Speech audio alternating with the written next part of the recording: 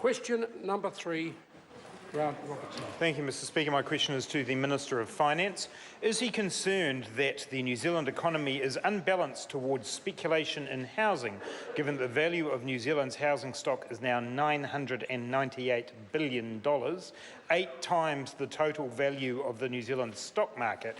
And is that valuation of the housing market a risk to financial stability? The Honourable Bill English. Mr Speaker, no, not particularly concerned. I mean, the Reserve Bank has a series of tools available to ensure financial stability, as it's obliged to by the Reserve Bank Act. So it has, for instance, quite conservative capital requirements on our banks, and it's also used loan-to-value ratios as a way of restricting demand for borrowing for housing. I believe that these tools are robust enough to ensure that even if the housing market stops rising and if some householders come under pressure because they borrowed a lot at the peak of the market, that does not represent a threat to financial stability. Supplementary question, Grant Robertson. In light of that answer, why then has the Reserve Bank Governor described inflated house values as a threat to financial stability in all of his financial stability reports in recent years? The Honourable Bill English. Well, Mr Speaker, I'm sure that I'd have to go and check exactly what language the Reserve Bank Governor has used. There's no doubt that a housing market rising this quickly can represent a risk.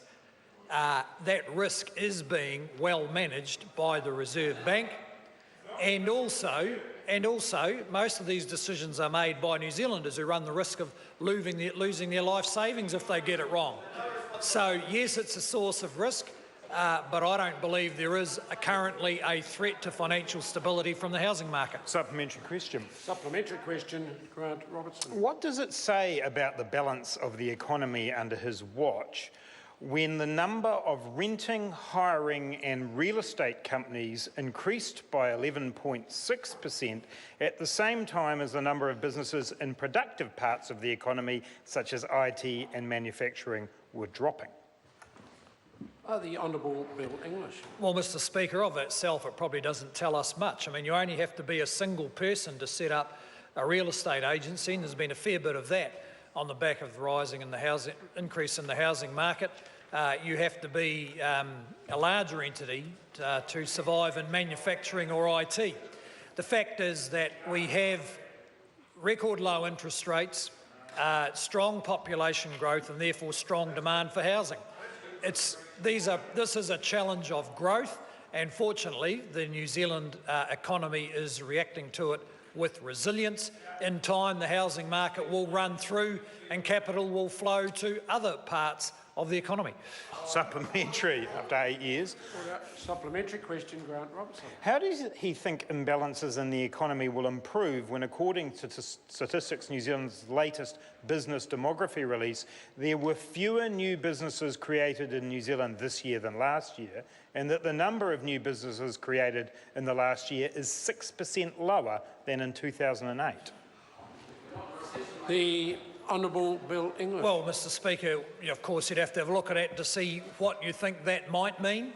But if the member is looking for indications of balance in the economy, then he might note that what is often regarded as a measure of imbalance, and that's the current account deficit, is now running at around the rate of GDP growth, which after 30 or 40 years of fairly significant imbalance actually shows that this economy is becoming a bit more balanced gradually over time as measured by the current account deficit.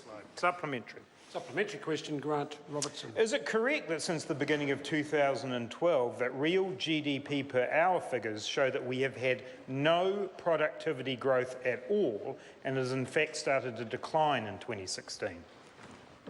The Honourable Bill English. Well, Mr Speaker, we've discussed at some length in the House here measures around per capita GDP or per capita productivity. The fact is that New Zealand is going through a pretty substantial population growth. At the same time, it's got rapid growth in tourism, which tends to have lower paid and is a lower productivity sector, so it's not surprising that in this phase we've got relatively low per capita growth compared to some parts of history, but recent figures show it picking up, and in an economy growing at over 3.5%, one of the fastest in the developed world, I think the outlook's pretty positive. Supplementary, Mr. Speaker. Supplementary question, Grant Robertson. Isn't it actually the case that after 8 years, what economic growth there is in New Zealand isn't from the productive economy, but rather from a grossly overvalued housing stock, record immigration and record household debt? What about tourism? The Honourable Bill English. Well, Mr. Speaker, no. Actually, the member is not correct. And I know he doesn't like the fact that we've had very high levels of new job creation, consistent and moderate increase in real incomes for housing, unemployment under 5%, inflation still 0.5%, household interest rates are half what they were when Labor left office. And the member might not like that, but that is a positive outlook for the New Zealand economy. Yeah.